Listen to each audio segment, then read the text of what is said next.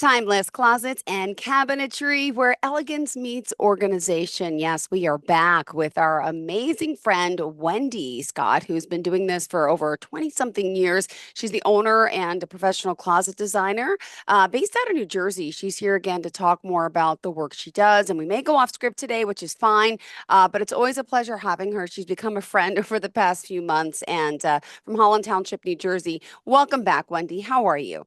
I'm great, Jill. How are you? Fantastic. Thanks so much. For example, best way to contact you, timelessclosetsandcabinetry.com, correct?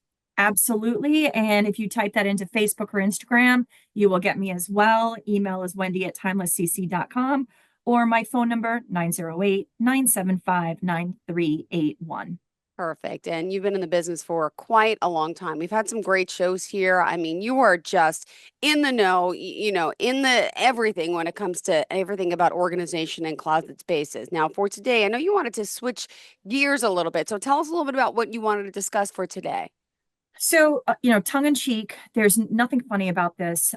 Skeletons in the closet. And we're going to just take a deep dive and talk about addiction. Okay. And I think, knowledge is power, and people are so afraid to talk about it because it's embarrassing.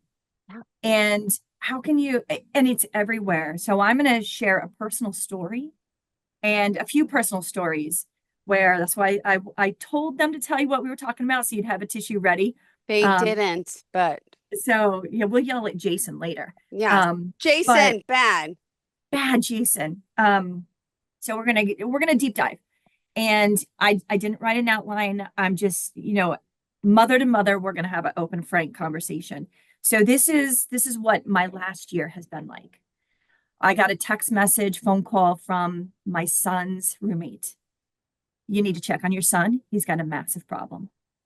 And we went over there, and little by little, we've been noticing personality changes. I would get that phone call, Mom, my rent is too high. I can't pay my bills. I need help. And Mom, I'm starving. Mom, I need food money. And I'm just shoving money at him, because that's what moms do. How do you say no, right?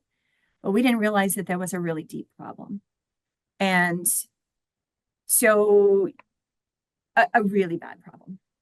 And, he had been taking drugs.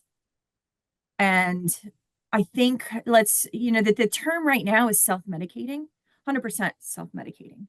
And I think my interpretation is that, we come from such a competitive family.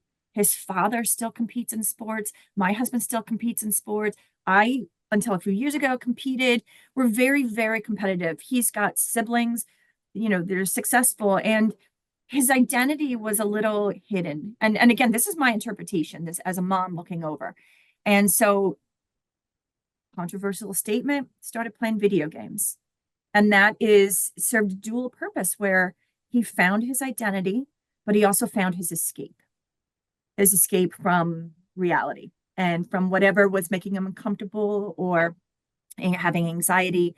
And I will take one step back. I called my son and said, can I share your story? It is your story. I'll watch what I say, but I've been living in it. And he at first said no because he thought he had to speak. And he said, no, no, no, you can share it. So, we went over there one day take a step back. So you play video games, right? You get trapped in this society and you stay awake till wee hours in the morning because you're just zoned in. So what happens to stay awake? You have to take a substance. And then to sleep, you have to take a substance. And then to be functional as an adult going to work, you have to take a substance. And eventually that becomes an addiction. And my heart, that's where it was. I'm a guilty mom and I'm an enabler. The first time I went to an Al-Anon meeting, it was my turn to speak. I got one sentence in and bawled my head off. I'm like, you got to move on. So I never was really able to go back. I never made that time or that commitment. But what I found was talking it through with other people, it's everywhere. It's everywhere. And it's just so sad. So long, we continued where, I dragged his little butt out of bed 2 o'clock in the afternoon and dragged him to an AA meeting. But what happens is if you're not making that choice for yourself, it's not going to work. So we tried and we were on him and we were monitoring him. He actually moved back in with his father and we thought we were doing okay. He got a DUI. He had prescription medicine that did not belong to him. It was Adderall. Okay, so he's convinced he needs it. But I'm like, no, dude, you need a good night's sleep. And but that's not a good system. You don't get a DUI and have that in your car. That's really, really bad. And that was when we were like, oh my God, we didn't fix this. And we so one phone call I had with actually my niece, 25 years old, most poignant statement she ever said. I informed her what was going on. And I said, we tried to fix it ourselves and we failed. And she goes, hold on. This wasn't your problem to fix. Most poignant thing I've heard throughout this thing. This was not your problem to fix. So, we really, and this kid who makes really good money had zero to his name. And again, I'm getting my phone calls. Mom, I can't get ahead. I need money. And I'm saving him in my mind, but really I'm giving him that opportunity. I'm not holding him accountable. And the guilt as a mother, unbelievable. So he made a phone call and he's in the union, this is a huge no-no, but he called his union rep who said, we have a program now. So he called the union rep and he left him a voicemail and he said, my parents think I need to go. That was his words. My parents think I need to go. But what was amazing was when the guy called back, he called back from a cruise ship because it's so important. And he said, when he answered the phone, he goes, I need to go. So he went away to rehab. He was gone for 30 days. He came home on a Sunday. He did not come back to my house. As a mother, again, the tremendous amount of guilt. You're not welcome here. I mean, how do you say that to your child? But thank goodness I have my husband who's not just protecting me, that also protects my son because I'm an enabler. So if he comes back, I'm easily manipulated and I won't tell you the amount of money that I've handed over without thinking because it's unbearable. But how do you say no? Your son calls you and he says, I'm starving. What do you do? So I had to, thank God my husband was like, no, but also thank goodness my ex-husband said, you can stay here. And that's at the risk of his own marriage.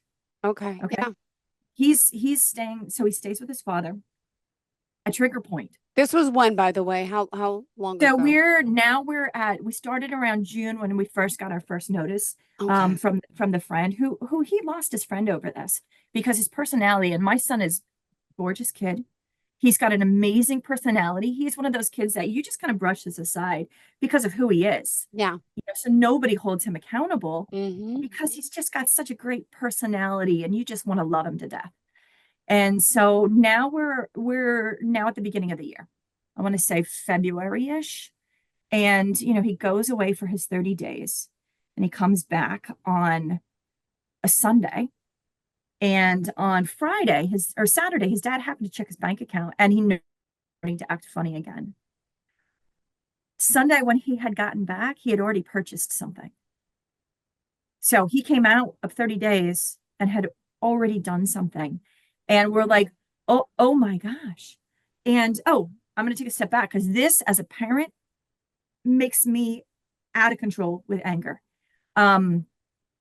He goes, Mom, I'm okay. Like, Mom, I'm okay. I'm not doing anything. I'm going to take an energy drink.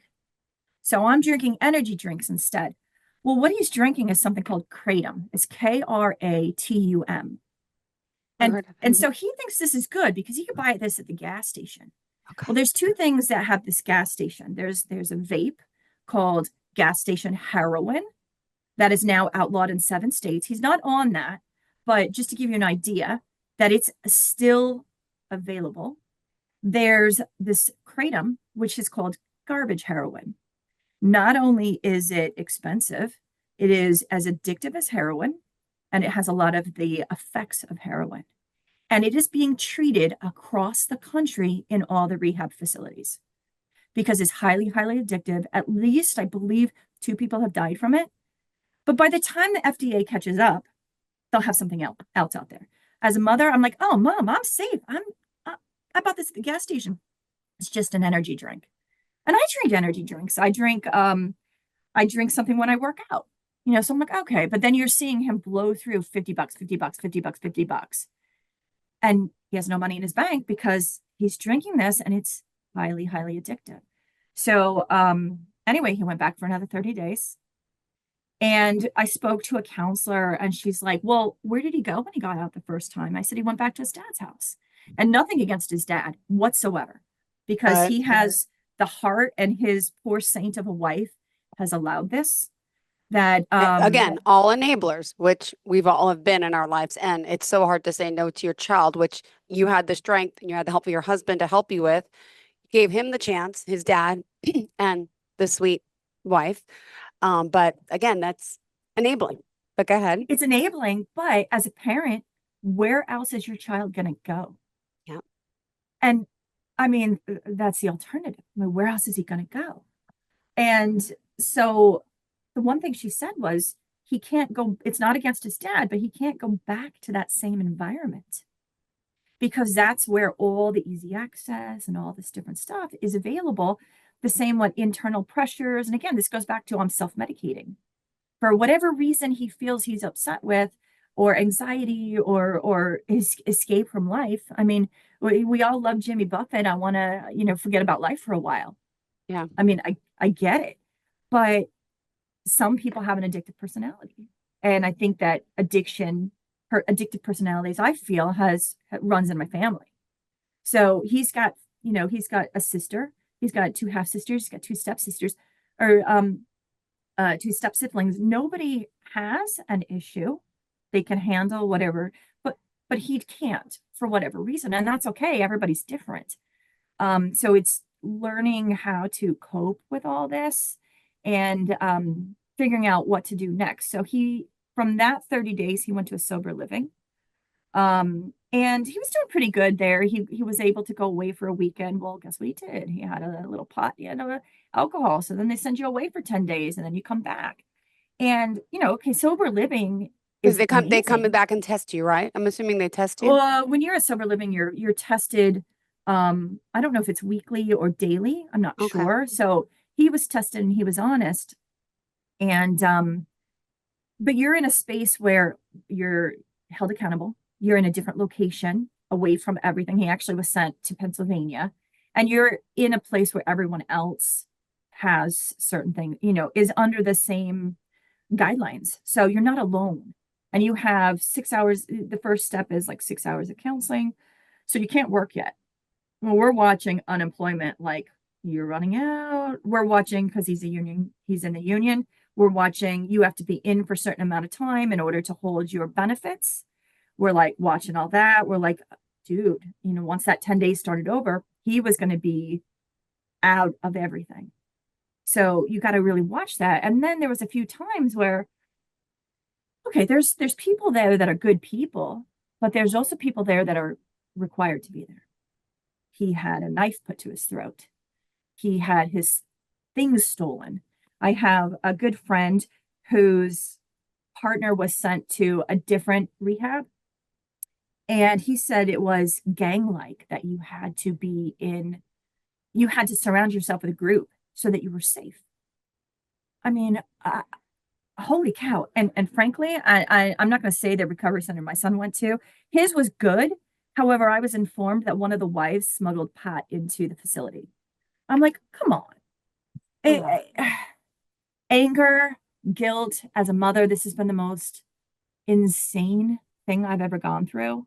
I know that, he couldn't get his anxiety medication, so he bought Kratom again. And I'm like, you can't do that. Just, you got to find another way. But it's just, one of the things is, they say, the kids are like, oh, just try it one time, right? I tried to get this girl on, but she had an appointment, and there's this lovely closet designer named Tara. And Tara has shared, she's in Kentucky, and she has shared her family story. She's been very vocal. Tara was telling about how, I don't remember if it was high school or college, but her sister went on a date and her sister's date gave her heroin one time. And it only took one time for her to become addicted. She spent her entire life in and out of rehab, and she had a child. The child had to be raised by someone else. And last month, Tara's sister lost her life to addiction. One time. But the cool thing about Tara is that she's been vocal. She has shared, she doesn't care. She's like the message, knowledge is power, has been um, more important to share. I see your eyes. Like Of my course. eyes are like, I know, I'm like, sorry. Okay. But and that's the thing is like nobody talks about this. So like right now, my son, I think he's in a good place. He's at his dad's, he's being checked in, he's going to meetings and stuff like that. Again, back to the guilt of it as a mom. Mm. His dad's going on vacation. He's like, can he come and stay with you? And I'm like, I said something to my husband. My husband's like, no. And at first I was like, I'm a horrible parent. He can't even come for a week. How do I say no? But I took a week to reflect. We talked about it again. And it's not just protecting me. It's not just protecting our home. It's also protecting my son because I know what's going to happen. Mom's a pushover. He needs help. I'm just going to pay for it. But what I'm doing is I'm actually paying and giving him no accountability. I'm giving him the means to Yeah. slip up if he needs to. Like what we're going to do is he's still going to stay. He's not going to be staying and his dad's alone. His stepsister's there. He will be able to come over. He's going to come over for dinner. We're going to, check everything, check the bank account, and he'll have an accountability. And it's not just going to teach us that when he's ready to move out on his own that he can. It's going to teach him that he can. And the sad thing is it's very rare for someone to go into rehab and it fixes it. It's very rare. They're going to relapse. Very rare does it work the first time. You got to go in because you want to, not because you're going in for someone else. You got to want to get better. You got to be committed to make changes. I spoke to a counselor the other day. I was at a closet appointment and I'm walking through and I see a sign on her wall that says rehab specialist. And I was like, whoa, let me tell you my story. And she goes, one thing I'm going to tell you, no one can drink around your son for a year. It's not fair. She goes, it's not, he's seeing everyone be okay. He wants to be okay too. But you got to protect him until he can protect himself. So it's like, okay, so, we're going to go on vacation. We're, your favorite place, we're headed to the Outer Banks. And I'm like, do I bring my son? I know there's going to be alcohol. That's not fair. Can he handle it? You can't make Yeah. my son is a black and white kid. You cannot be gray. You can't like, well, we're away. It's okay to have it. We're watching you. You got to be black and white. You cannot have any in between. So it's just been, I had a bad year, but you didn't know this part. No, I thought the breaking It's, the ankle, the foot, that what? Oh my gosh. it's been you go on vacation and you're like, all right, I want a Jimmy Buffett. I want to forget about life for a while, but that's not, you know, if you can't give it up, maybe you do have a problem. Yeah. I talked to another podcaster the other day and she was talking about addiction. And she goes, that with all the sex trafficking that happens, what they're doing to these girls and these kids is they're popping them up with drugs. And then when they're done with them, they just kick them off to the street. Well, now they're drug addicts. What are you doing? I mean, it's not just the random kid, it is everywhere. The few people I've shared my story with, they're like, oh, I have a family member. I've been there, done that. I've got a family member. I've got a good friend, but nobody talks about it openly because it's a form of Embarrassing. Look, embarrassing. I grew up in a household where my father did cocaine, did marijuana. My parents did not get along. It was a horrible childhood in a sense where they fought all the time and it was brutal. Now, I've never even smoked pot. I've never Same. touched a drug because I realized at a young age, got goosebumps. I don't want to be like this because my Right. brother, who is now 48, is still a mess up from all this. You have no idea. When I tell you, my mother enabled because my sister was older. It was me, the baby. Kept, at 13 smoking pot, leaving school, high school, never kicked him out. And here I am, this little girl saying, Mom, put his stuff on the lawn, do it. And I now as a mom, I have two, 7 and 9 year old. I see how hard it is because I'm seeing one kid struggling, and I keep saying, these are the signs that my brother had back then. I'm really worried about my 9 year old. That's a whole nother story. He's not into drugs or anything, but the defiancy, the issues, I could see tendencies like my brother. So we spent my whole life, my mother enabled, not until she died of cancer almost 8 years ago on her deathbed. The last month of her life, she says, F him. I don't want to see him. She finally realized she did so much. She tried everything. And here he is now living in North Carolina. He's homeless.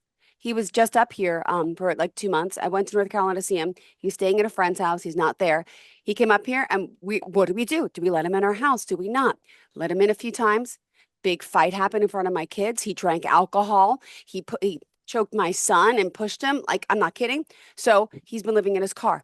Now he's got a court case with his ex-girlfriend down in North Carolina. He had to be there for today. And it's like, then he's at my father's house with my sister. We're enabling. Last year we went to Great Wolf Lodge. He flipped out, almost started to hit me because I accused him of stealing money a long time ago. Security came. My special needs nephew punched two TVs in the room, got blood everywhere. It's like my sister slept in the car with her kids. And when I tell you that everyone has something, we have something. And I appreciate you sharing it. And it's not easy. And I'm dealing with this now at 46 with my brother still. My mother enabled him his whole life. And I also find myself now worrying about my son, exactly what you're saying, all these signs at a young age. And as a mom, you want to enable. And I always say, I'm going to be that mom to kick my son to the curb. Here he is at 9. And I'm like, damn, it's going to be hard. I see what my mom went through. If it goes down this path of him being so defiant. And so the next step would be drugs or alcohol. Do you know what I'm saying? So Yeah. I feel for you. I also my brother's ex-girlfriend who has a daughter with the son who was a heroin addict. My brother found him on the floor. He passed out. This is maybe 8 years ago. His leg was black underneath him. They had to cut his leg open. They thought he wouldn't survive. He's 34 now. Guess what? He's on the streets in LA. His mother had to make the decision, just let him go. And he's still alive. He's had so many of those close calls, but he's on the street. He's selling his body to other men. The mother tells me, like, she's like, this is what he does. I can't worry about it anymore. She's worried her whole life. She had him when she was like 14, but we all have something. I appreciate you sharing all this. And now back to your son. So when is the week that he's back with the Oh, vacation? Dad's going away when? he's gone away in another week. So not till next week does he go away. Did he get his job back or no? He can't. Yeah, he Okay. because this is everywhere, and you've got to be honest, not just with yourself but with everyone, right?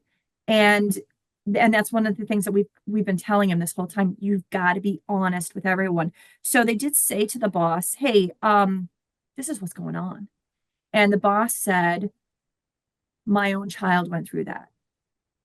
I have a spot for him when he's back to being okay.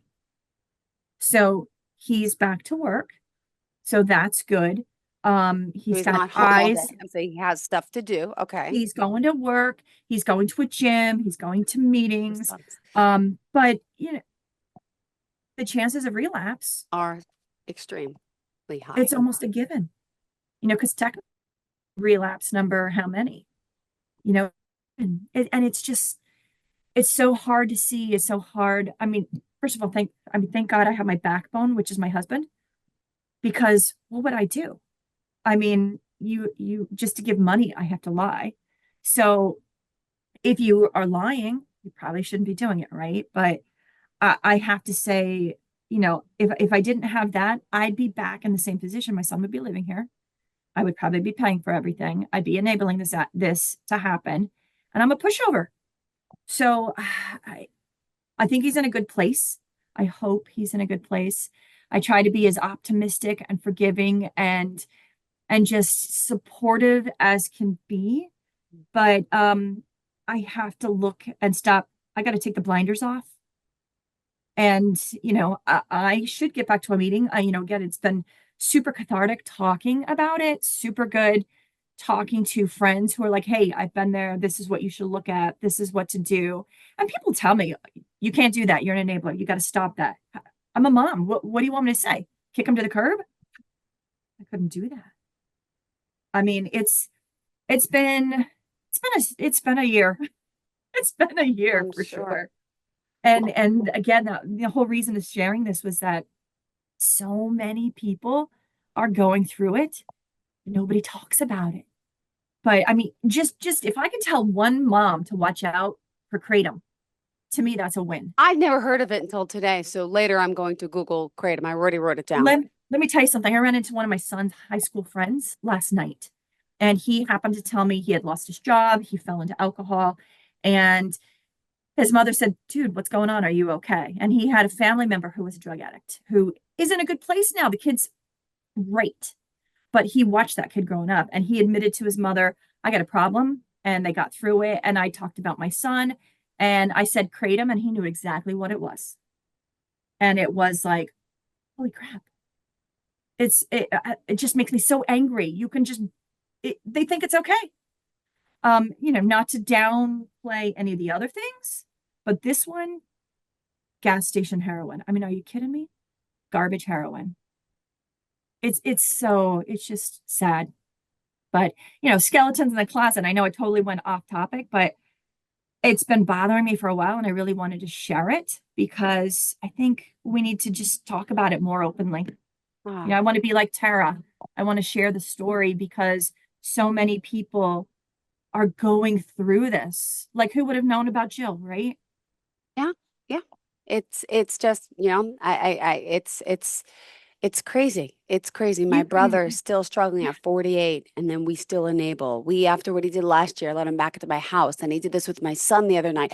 He took the alcohol bottle. I had to look at my cameras, hear the clinking, and he was drinking alcohol. I left him alone for a half hour with my children in the pool and hot tub to run to Costco to get seed to seed my lawn.